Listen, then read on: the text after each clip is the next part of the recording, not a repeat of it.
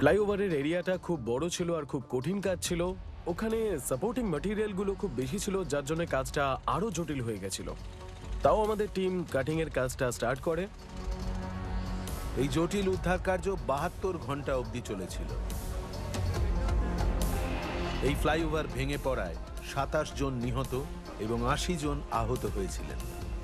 ওটা আমার কাছে এখনো ভয়ানক দুঃস্বপ্নের মতো। আমি আসলে জানি যে লোকজনের কি অভিজ্ঞতা হয়েছিল এবং অনেকে মারাও গেছিলেন। আমার কাছে ওটা খুবই কষ্টকর একটা দিন। ২০০৯ সালে IVRCL এই বিবেকানন্দ ফ্লাইওভার নির্মাণ করতে শুরু করে। যে কোনো কারণে ৭ বছর পরেও ওই ২.২ কিলোমিটারের ওভারব্রিজের মাত্র ৯০০ মিটারই নির্মিত হয়েছিল। Vivekananda flyover tricky building site, সরু রাস্তা এবং স্ট্রাকচারের গা ঘেঁষে একাধিক বহুতল।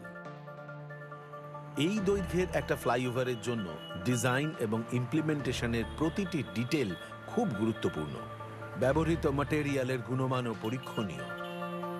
যারা জিনিসটা বানিয়েছিলেন এটা তাদের ব্যর্থতা, যারা ডিজাইন করেছিলেন, বানানোর প্রস্তাবে যারা সম্মতি দিয়েছিলেন, যারা আশা করেছিলেন এটা বানানো সম্ভব, সবারই ব্যর্থতা।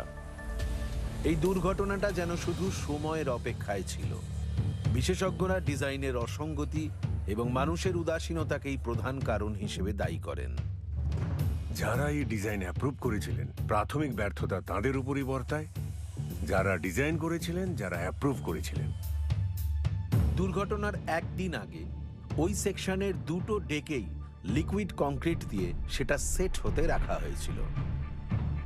এই ফ্লাইওভার আর্কের প্রতিটি প্রান্তে দুটো ক্যান্টিলিভার স্টিল আর্মের সাপোর্ট দেওয়া ছিল।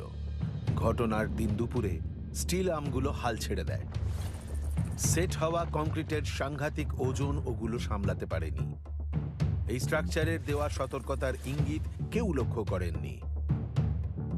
সাপোর্টিং স্টিল স্ট্রাকচারের ভুল ডিজাইনেরই পরিণাম ছিল এই দৃশ্য।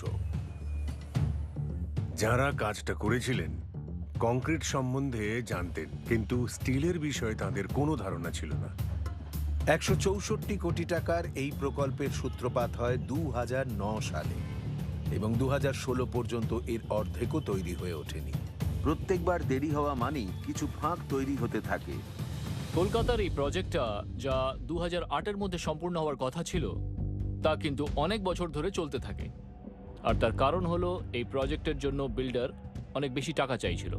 আর এটাও অবশ্য একটা সমস্যা, কারণ এত লম্বা সময় ধরে যদি কোনো প্রজেক্ট অসম্পূর্ণ থেকে যায় আর মাটিতে যদি ছোটোখাটো কোনো মুভমেন্টও হয়, সেই অসম্পূর্ণ বাড়ি বা সেই অসম্পূর্ণ ইনফ্রাস্ট্রাকচার প্রজেক্ট ভেঙে পড়বেই।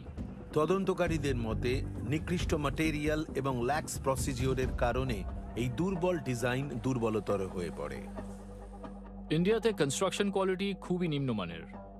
আপনি যদি ইন্ডিয়ার কনস্ট্রাকশন কোয়ালিটির তুলনা করেন ধরুন সাউথ এশিয়া বা সাউথ ইস্ট এশিয়ার দেশগুলোর সঙ্গে, তাহলেই আপনি যথেষ্ট পার্থক্য দেখতে পাবেন। অত্যধিক দেরির ফলে গুরুত্বপূর্ণ কোয়ালিটি চেক এবং মেইনটেনেন্স স্থগিত থেকে যায়।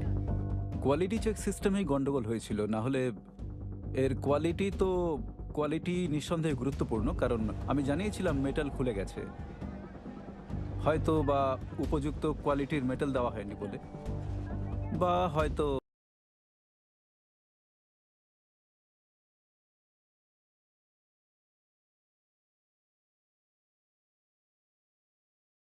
ওটার সেকশনাল থিকনেস